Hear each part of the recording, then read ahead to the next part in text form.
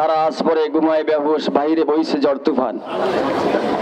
মুসলিম জনতা, আপনারা সবাই জানেন আজকে আমরা কেন একত্রিত হয়েছি।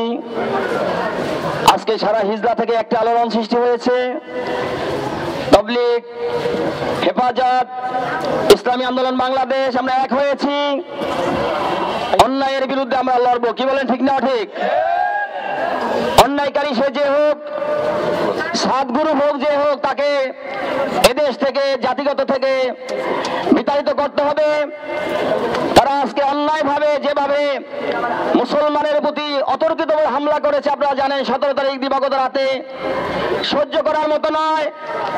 আবার তারা দাবি করে তারা নাকি তবলিগ। আসল তবলিগ না, তারা হলো সন্ত্রাসী। কি বলেন, ঠিক না ঠিক?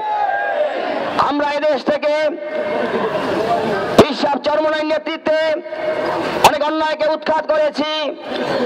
সেই রাজারবাগের পীর সাহেব থেকে শুরু অনেককে আমরা উৎখাত করেছি। আমাদেরকে এই সাতগুরু উৎখাত করার জন্য আমাদের সময় বেশি লাগবে না।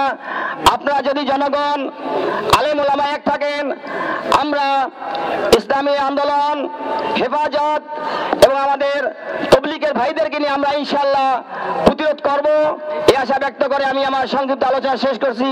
আসসালামু আলাইকুম ওয়া রাহমাতুল্লাহ।